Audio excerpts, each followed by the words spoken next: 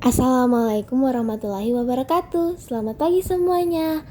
Nah, pada pembelajaran hari ini kita akan membahas tentang macam-macam barang bekas. Nah, siapa yang tahu apa aja barang bekas? Contohnya seperti botol plastik ya. Tapi pada pembelajaran kali ini kita akan membahas banyak sekali macam-macam barang bekas. Nah, sebelum kita mulai, sebelumnya kita baca doa terlebih dahulu ya. Nah, yang pertama ada kantong kertas yang berfungsi sebagai tempat untuk membawa, menaruh, menyimpan produk yang sifatnya bisa sementara dan jangka panjang tergantung dari kekuatan dan jenis kertas yang digunakan. Nah, jika kantong kertas sudah tidak terpakai, jangan langsung dibuang ya, karena kita bisa gunain kembali nih, atau kita bisa daur ulang untuk kegunaan lainnya. Contohnya nih, kantong kertas bisa kita jadikan sebagai pengganti tisu loh. Kalau misalkan sepatu teman-teman basah, terus kantong kertas yang sudah tidak terpakai bisa dirobek-robek dan ditaruh di dalamnya supaya air di dalam sepatu itu menyerap ke kantong kertas. Lalu yang kedua ada pecahan tegel, ubin, genteng, dan sejenisnya.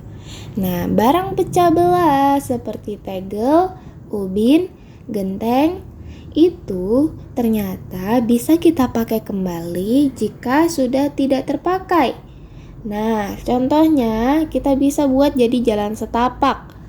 Lalu atau bisa dijadikan hiasan dinding rumah. Nah, yang ketiga ada minyak goreng bekas. Ternyata nih, minyak yang sudah kita pakai bisa kita gunakan kembali loh. Nah, contohnya ini saja. Berguna dalam menghilangkan noda yang membandel atau yang susah dihilangkan. Nah, contohnya kayak gimana ya, Kak? Contohnya itu seperti ada spidol permanen.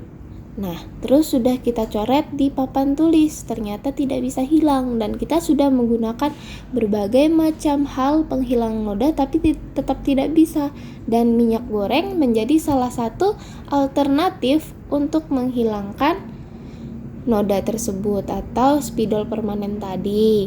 Lalu sebagai alat bantu engsel pintu yang sudah berderit dan susah untuk dibuka, lalu kita kembalikan lagi nih fungsinya dengan baik seperti semula atau sebelumnya dengan menggunakan minyak goreng bekas. Nah, Kak, gimana sih caranya? Caranya itu kita oleskan minyaknya saja ke engsel pintunya dengan menggunakan kapas. Nah, kita ngasihnya nggak usah banyak-banyak, cuma secukupnya saja ya. Lalu yang keempat ada jerigen atau biasa kita sebut dengan jerigen. Nah, siapa yang nggak tahu jerigen? Pasti semuanya udah pada tahu ya. Nah, biasanya jerigen ini kita gunakan untuk menampung minyak, air, atau bensin. Lalu, gimana nih Kak kalau misalkan jerigennya udah nggak kepake lagi?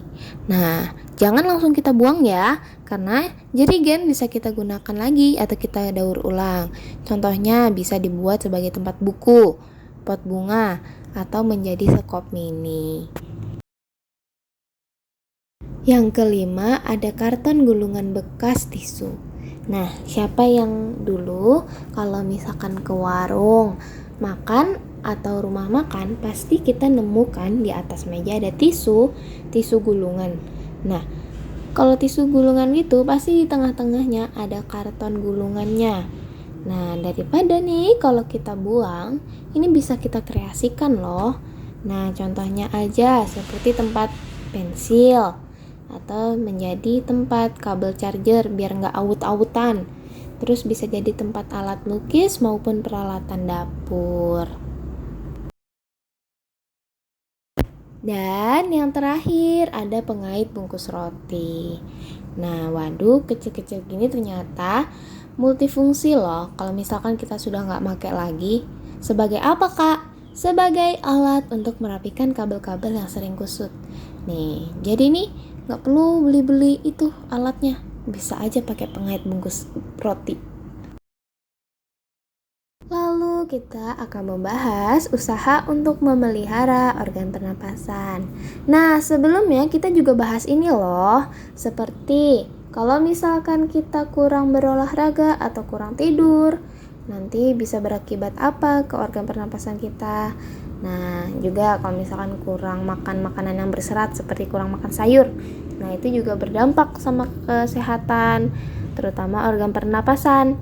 Nah, di sini kita akan bahas lagi lebih dalamnya. Yang pertama ada membebaskan lingkungan sekitar dari pencemaran udara.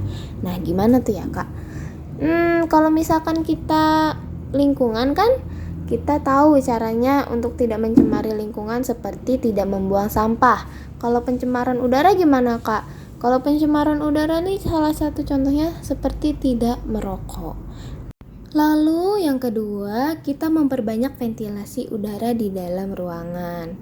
Nah, jadi jendela sangat berguna ya untuk memelihara organ pernapasan kita. Karena kalau misalkan tempatnya tertutup, tidak ada ventilasi udara, maka pertukaran oksigen dan karbon dioksidanya di situ-situ aja, tidak keluar nih sampai ke lingkungan luar. Lalu yang ketiga, kita melakukan olahraga secara rutin. Selanjutnya, kita menarik napas dalam-dalam secara rutin, memperbanyak konsumsi sayur dan buah, dan istirahat dengan cukup, salah satunya dengan tidur. Nah, kalau misalkan kita istirahatnya nggak cukup, gimana kita mau fit badannya? Pasti nanti kan kalau misalkan kurang tidur, yang ada loyo, lemes. Menggunakan masker saat bepergian, tidak merokok dan tidak bergaul dengan perokok, dan tidak meminum minuman yang mengandung alkohol. Wah, ternyata kita sudah ada di penghujung materi aja nih.